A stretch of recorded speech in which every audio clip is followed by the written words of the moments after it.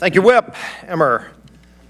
The state of our union is struggling under the weight of President Biden's far-left extremist agenda that is hurting families across this country.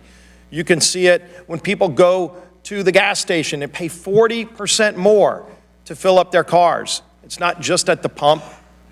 Their household electricity bills are through the roof. When they go to the grocery store, they're paying dramatically more for food because of President Biden's extremist agenda and radical spending. He may talk tonight about the debt ceiling, and of course, the debt ceiling is a symptom of Washington's spending problem under Joe Biden.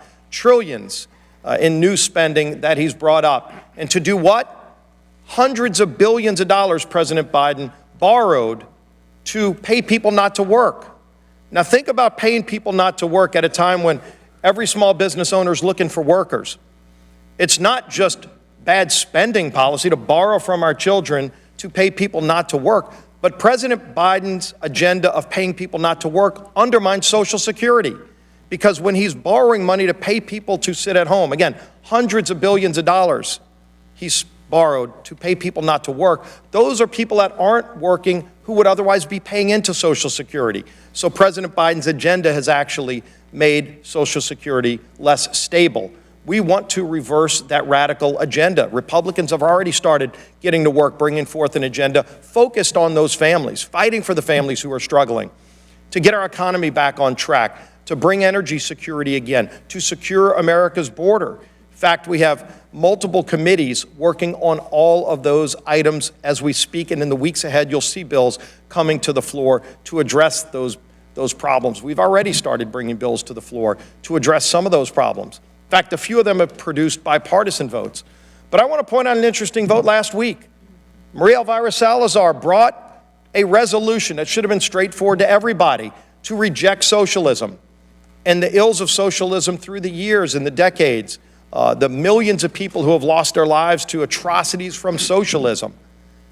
Do you know that 100 Democrats refused to reject socialism by not voting for Maria Elvira Salazar's bill? That should tell people. And look, a lot of Democrats across this country can easily stand up and reject socialism. But I think they'd be shocked to know that Democrats in Washington, 100 of them refuse to reject socialism. When we bring bill after bill to fix these problems, you see so many Democrats sitting on the sideline. We're going to give them more opportunities this week to stand up for hardworking families. In fact, when you look at crime out of control in so many communities, the District of Columbia's council passed an ordinance that dropped mandatory minimum penalties on criminals who commit violent crimes. For example, carjacking. We see carjacking and other violent crimes through the roof in D.C., and yet the council voted to get rid of those mandatory minimum sentences to let more violent criminals back out on the streets. It was so bad that the mayor of D.C. vetoed the ordinance. But the District of Columbia's council overrode that veto.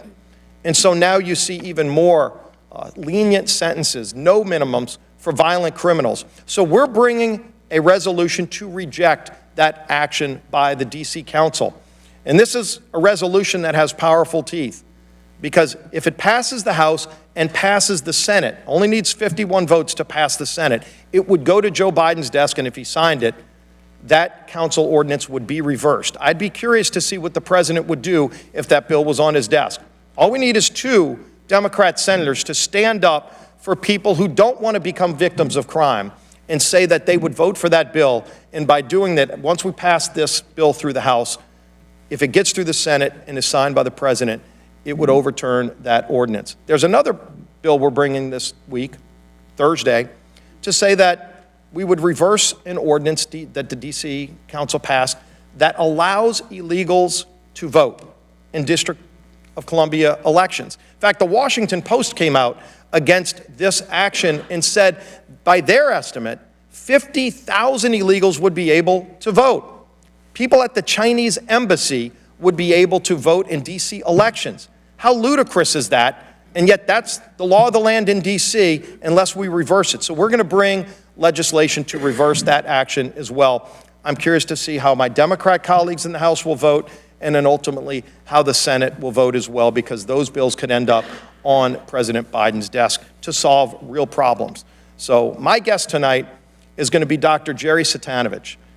Dr. Satanovich is the coroner of my home parish, Jefferson Parish, parish of about 430,000 people. Last year, he unfortunately was the one that had to diagnose and record the deaths of almost 300 young people from fentanyl. Almost 300 of our young people just in my home parish. Now, for perspective, when he took office 10 years ago, the number of fentanyl deaths were 2. 2 people died 10 years ago from fentanyl deaths. Last year, almost 300 young people were taken because of this open southern border. This open border under President Biden has had devastating consequences for families all across America. Today alone in America, almost 200 of our young people will die because of the fentanyl coming across our open southern border because Joe Biden refuses to take action. It's why Jim Jordan's committee and Dr. Green's committee are taking action to bring border security legislation to the House floor. But we don't need to wait for Congress to take action. Joe Biden could reverse this today by signing executive actions to protect those young people from dying, but he won't do it.